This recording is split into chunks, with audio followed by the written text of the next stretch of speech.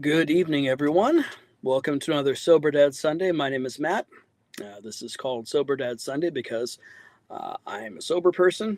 I've been in recovery from alcohol for about 2.5 years. I'm a dad of three awesome kids. You can see their pictures over my shoulder there, though they're not current, they're all a bit older than that. Uh, and it's Sunday night. You don't have to be any of those things to be hanging out here, though. You can. Uh, don't have to be a sober person or even sober curious. Don't have to be a dad. And because YouTube and Facebook archive this, you don't even have to be checking it out on Sunday. But I'm glad that you're joining us, whether it's live now or any other time. This is a space where I just share some thoughts, things that occurred to me during the week, lessons that I picked up from being a dad, from recovery, from other things.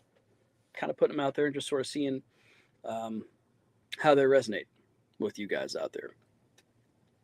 So, as many people know, we're getting into the summer. It's a lot of graduations have happened recently, high school graduations and such. I'm 43 years old, and so it is now 25 years since I graduated high school. Sometimes it doesn't feel like that long, but then I look in the mirror and see all my gray hairs. And I'm like, oh, it's only been 25 years. That's good.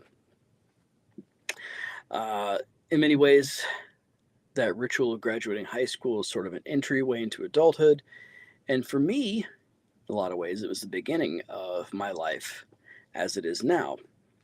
When I graduated high school, I spent that summer between high school and college on staff at a missions camp, a thing that I'd gone to with my church youth group and was really profoundly affected by. Um, During that summer, I met a church group from the city where I'd be going to college. One thing led to another. I got hired as the youth director my freshman year of college. Again, why that church thought that was a great idea, I do not know, but they did. And it all was lovely, went wonderful. And just it all kind of went from there. And, this fresh faced 18-year-old kid with a lot more enthusiasm than brains or experience um, just kind of found my way into the church world. I've kind of been doing that thing ever since now, 25 years. Kind of crazy. As I've looked back on all the things I've learned and the ways that I've grown, I've really come to appreciate some things that at the time I didn't think were ever going to be really instructive or valuable for me. And I'm going to talk about this in as general a terms as possible because I am not trying to insult anybody. But some of the organizations I was involved with, particularly in my college years, first couple of years of young adulthood, um, I really had some tough experiences with some of the folks who led in those organizations. Um, in religious organizations, in particular, there's a lot of emotion, a lot of vulnerability that happens, and leaders in those types of organizations really need to operate with a great sense of care because they're entrusted with a lot. And I saw some people that really abused that. Now, I don't mean like in an illegal or like, sexual abuse type of way or even like a cult like emotional manipulation. I'm just talking about some really kind of toxic leadership. Some ways that folks who were very gifted um, would manipulate the emotions of others to dole out praise and affection when they were happy and very much withhold it or even be insulting or really saying hurtful things when they weren't happy with what was going on. And we were told in some of these spaces, well, that's what real leaders have to do. They have to do the tough things. And I just got this really bad taste in my mouth from seeing the way these folks did their things, seeing the way they made other people feel, experiencing the way some of these people made me feel on occasion. But also because, again, I was told, well, this is what real leaders do, and then trying to emulate that, trying to dole out praise or negativity based on how happy something made me and realizing how much I just hated myself when I was doing that. I just thought, this doesn't work. This is not me. So part of me thought, well, do I have what it takes to be a leader? And through reflection and just talking with other people, I recognized, wow, I saw and learned a lot from those experiences. And one of the really valuable things I learned is who I don't want to be, what I don't want to do, the way those people did their thing. And they may have gotten results in the short term, but it's pretty awful. Again, I don't know how those people kind of feel over the long haul. Not my place to judge. I just know I felt terrible when I acted in that way. I know how much it hurt when those people would manipulate my own emotions and my own vulnerability, and when they weren't happy, say the most really cutting things to me. So I learned a lot about how I don't want to lead. And so a negative example like that can really hurt. It can stick with you and create a lot of resentment. And we in recovery know about resentment, right? That stuff's killer. It's toxic. It can also be a gift. It can also be a way of holding up a mirror to ourselves, or just if we're kind of still forming who we are. Well, we're always forming who we are, but particularly if we're early on in things, and seeing and recognizing, oh man, I don't know a lot, but I know I sure as hell don't want to do things that way. That's a gift. And so in some ways, I'm really grateful to have seen up close some really shitty leaders.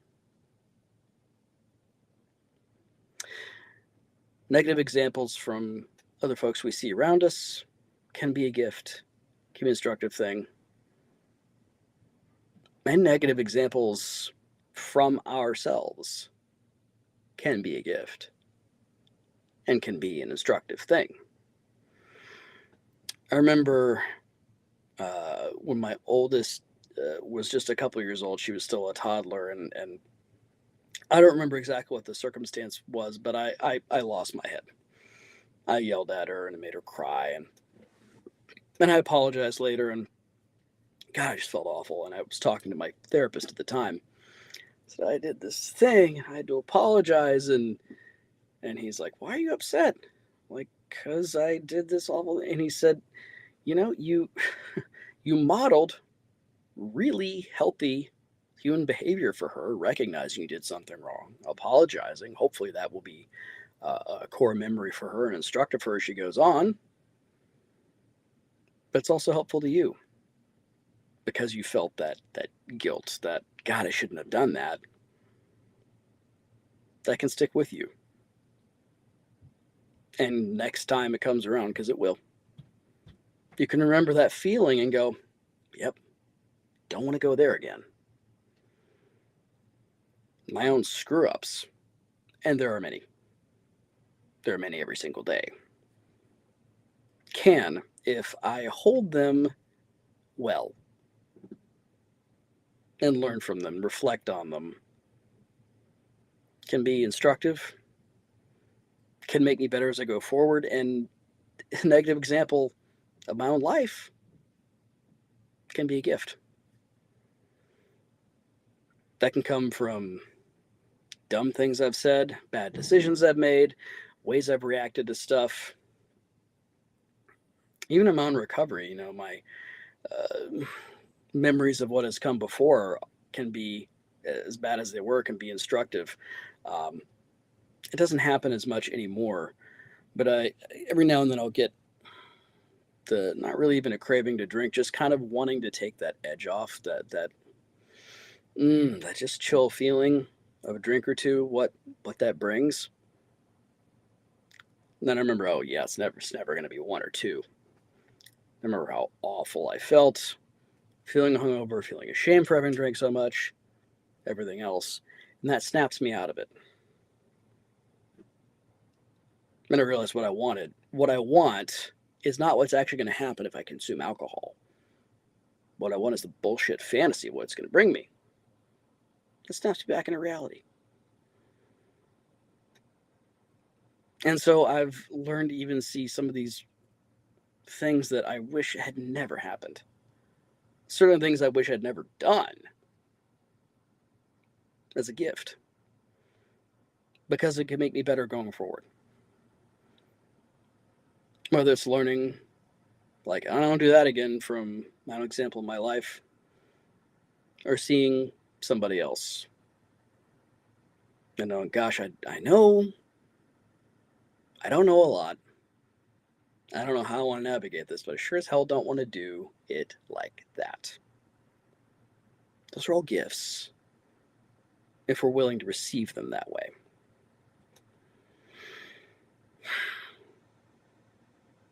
Maybe that's one nugget of wisdom I've learned from the last 25 years of doing my thing as an adult, as a pastor, as a just human being in the world.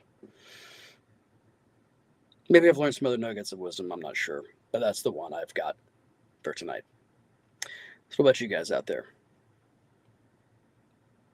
Have you all learned from negative examples you've seen around you? How do you take negative things from your own life, stuff you don't want to do again? How do you learn and turn that maybe into something better and to be better going forward? Drop some stuff in the comments on Facebook or YouTube. I'd love to know what your experience is, how you utilize those things, or how you might want to try to begin utilizing those things to use all the stuff there to be a better you going forward.